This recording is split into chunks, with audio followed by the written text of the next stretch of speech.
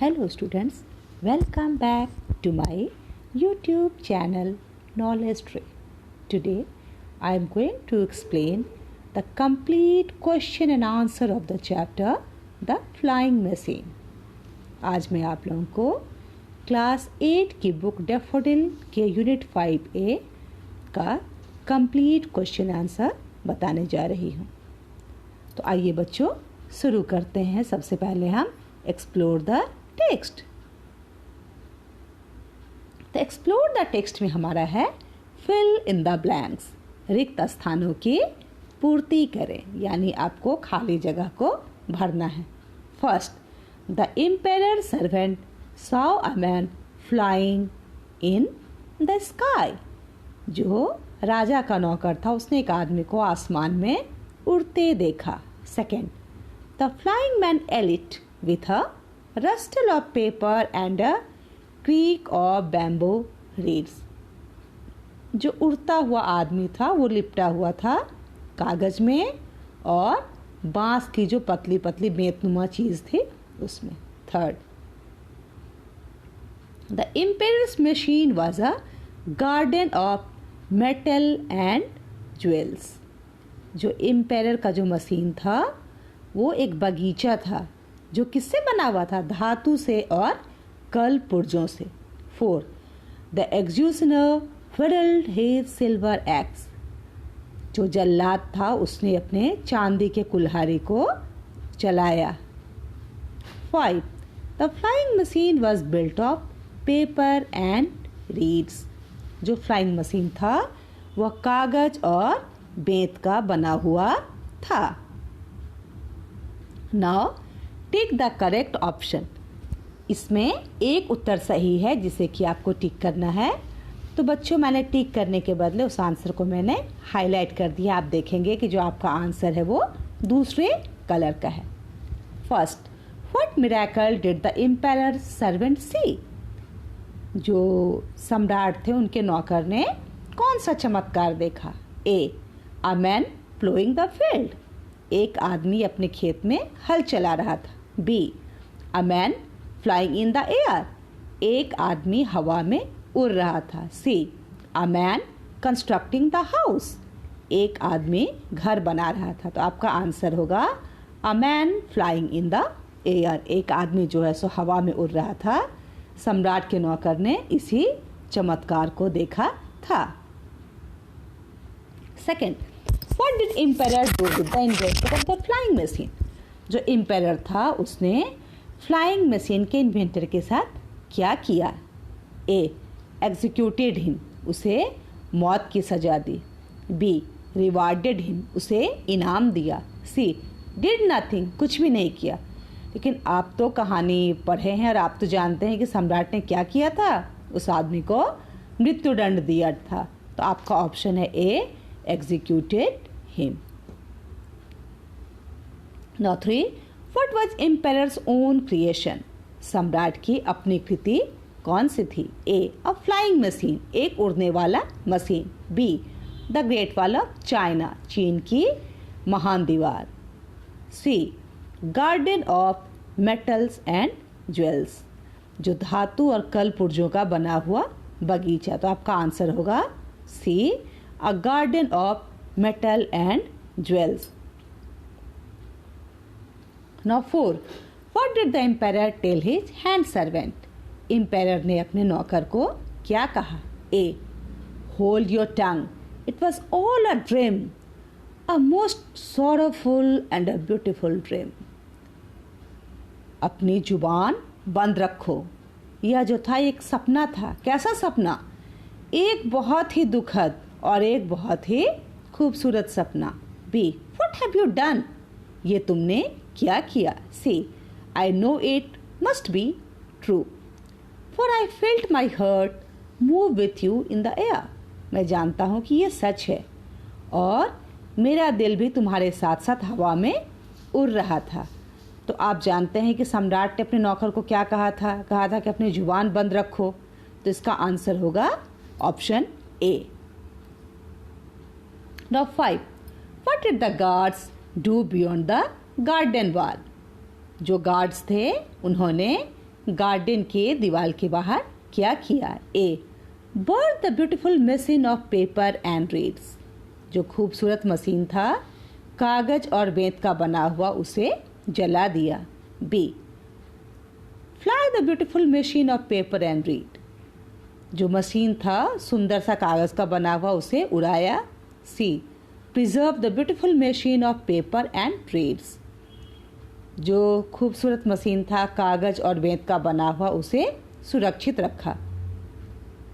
तो आप जानते हैं कि सम्राट ने आदेश दिया था कि इस पतंग को जला दो और इस आदमी को भी जला करके इसकी राख इसके साथ दफन कर दो एक ही साथ। तो आंसर होगा आपका A. Now student, answer the following questions. अब हमें प्रश्नों के उत्तर देने हैं। What miracle did the servant see? नौकर ने कौन सा चमत्कार देखा? आंसर है the servant saw a man flying in the air. नौकर ने देखा कि हवा में एक आदमी उड़ रहा था। Question number 2, whom did he tell about the miracle? उसने इस चमत्कार के बारे में किसे बताया? आंसर है he told Emperor Yuan about the miracle. नौकर ने अपने सम्राट युआन को उस चमत्कार के बारे में बताया। Now 3, what was the invention of the emperor better than the flyer? तो आपको लगता है कि जो एम्पेरर का इन्वेंशन था वह उस उड़ने वाले आदमी से ज़्यादा अच्छा था? Give reason for your answer. अगर अच्छा था तो उसका कारण बताइए। आंसर होगा the invention of emperor was not better than that of the flyer. जो एम्पेरर का इन्वेंशन था वो फ्लायर से अच्छा नहीं था। क्यों नहीं था? Because it was not a unique idea like the flyers idea. ये कोई सबसे अलग हटकर आइडिया नहीं था जैसा कि फ्लायर का आइडिया था। Emperor had seen a lot of beautiful gardens earlier. Emperor ने पहले भी बहुत से सुंदर बगीचे देखे होंगे। So he imagine to make a small machine garden. तो उसने कल्पना की एक छोटा सा मशीनी बगीचा बनाने का। Fly invented a strange flying machine which was neither imagined by anyone. लेकिन फ्लायर ने क्या किया था? एक अद्भुत उड़ने वाली मशीन बनाई थी जिसकी कल्पना भी पहले किसी ने नहीं की थी। 4, what happened to the flyer and the flying machine? जो उड़ने वाला व्यक्ति था और जो उसकी उड़ने वाली मशीन थी उसके साथ क्या हुआ? Answer, empire order to cut the flyer's head.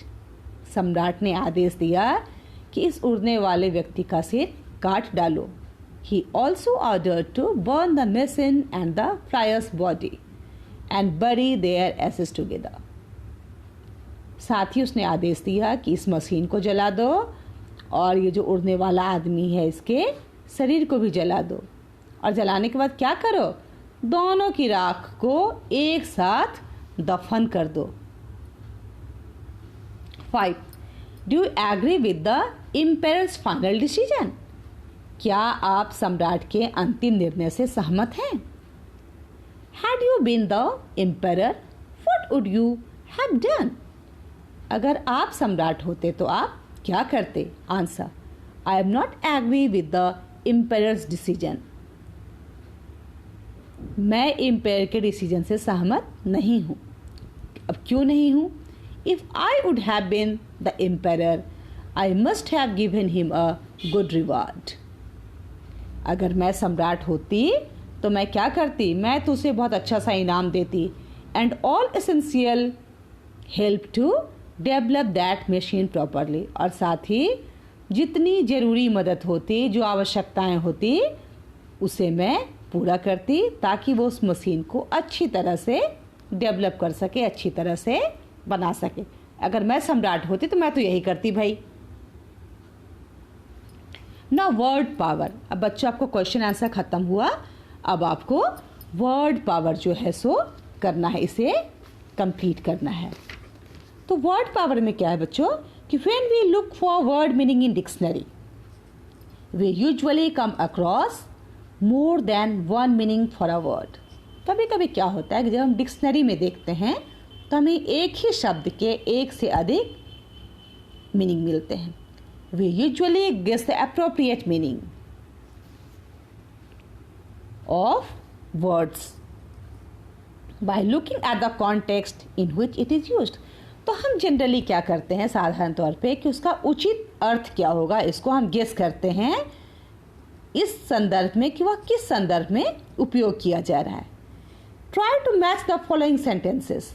अब आपको क्या करना है कि आपके बुक में दोनों साइड सेंटेंस दिए हुए हैं, तो आपको उनको मैच करना है. कैसे? बाय गेसिंग द कॉन्टेक्चुअल मीनिंग. तो आपको उस संदर्भ के अर्थ के साथ उसे मिलाना है. तो आइए बच्चों हम मिलाते हैं. The boy was bewildered. बच्चा जो है सो भयभीत हो गया. क्यों भयभीत हुआ? To see a meteorite falling from the sky. उसने एक उल्का पिंड को गिरते देखा आसमान से, जिससे कि वह बच्चा भयभीत हो गया. आपने मेटेओराइट के बारे में एसएसटी में पढ़ा होगा. Second, the eagle elite. अब बाज झपटा किस लिए? टू कैच अ चिक. चूजे को पकड़ने के लिए. 3, the sky turned scarlet. Scarlet का अर्थ हुआ लाल. तो आसमान जो है सो लाल रंग में तब्दील हो चुका था. क्यों तब्दील हो गया? When the sunset. जबकि सूर्यास्त होता है तो आप देखे होंगे कि आकाश जो है सो लाल हो जाता है. 4, द रस्टल ऑफ लीव्स. ये जो पत्तों की चरमराने की आवाज थी. Made the dog aware of the snake. उसने कुत्ते को सावधान कर दिया सांप के विषय में. 5, Wright brothers are the inventors. ये जो राइट बंधु थे वो आविष्कारक हैं. किस चीज के? Of aeroplane. वो एरोप्लेन के आविष्कारक. आप लोगों ने पढ़ा होगा कि Wright brothers have invented the aeroplane. जो राइट ब्रदर्स थे उन्होंने ही हवाई जहाज का आविष्कार किया था. तो आइए बच्चों अब हम आते हैं होमोनिम्स की ओर. तो बच्चों ये होमोनिम्स जो है सो ऐसे शब्द होते हैं जिनका स्पेलिंग सेम होगा, साउंड सेम होगा, लेकिन इसका मीनिंग डिफरेंट होगा. जैसे एक एग्जाम्पल मैं बताती हूँ. रोज. तो रोज क्या है? एक फ्लावर है, एक सुंदर सा फूल है. लेकिन पास्ट टेंस जो है राइज का वो भी होता है. राइज, रोज आपने पढ़ा होगा. तो ये होमोनिम्स ऐसे ही शब्द हैं जो कि स्पेलिंग भी इनका सेम है, प्रोनाउंसिएशन भी सेम है, लेकिन इसका मीनिंग अलग है. तो आइए अब हम देखते हैं हमारे होमोनिम्स कौन कौन से हैं. बो. अब देखिए, एक बो का अर्थ होता है लॉन्ग बो. आपने पढ़ा होगा तीर कमान. तो ये लॉन्ग बो यानी कमान होता है. और दूसरा हो गया बेंड, झुकना. सेकंड है आपका गार्ड. तो गार्ड का एक होगा प्रोटेक्ट, वॉचमैन. गार्ड का अर्थ होता है सुरक्षा करना, किसी की रक्षा करना. और एक होता है हमारा वॉचमैन, प्रहरी. 3 है हमारा रिग. इसका होगा इंस्ट्रूमेंट और लगेज. इंस्ट्रूमेंट यानी एक तरह का उपकरण भी है जिसके लिए हम रिग शब्द का इस्तेमाल करते हैं. और दूसरा है हमारा लगेज यानी हमारा सामान. 4th है वंड. इसका होगा इंजरी एंड लॉस, मतलब घायल होना या घाव होना. और दूसरा होता है हमारा नुकसान पहुंचना. 5 है फैन, एयर एग्जॉस्टर, एडमायरर. आपके घर में पंखा चलता है, आप जानते तो वो फैन है. और दूसरा क्या, जब नहीं कहते कि मैं इस हीरो का फैन हूँ, कोई सलमान का फैन है तो कोई ऐश्वर्या का फैन है. तो दूसरा फैन का मतलब हुआ प्रशंसक. तो बच्चों मैं उम्मीद करती हूँ कि आपको मेरा ये जो एक्सप्लेनेशन है आपको अच्छा लगा होगा, समझ आया होगा. अगर आपको मेरा एक्सप्लेनेशन समझ आया हो तो मेरे वीडियो को लाइक करें, शेयर करें और मेरे चैनल को सब्सक्राइब करें. Thank you children for watching.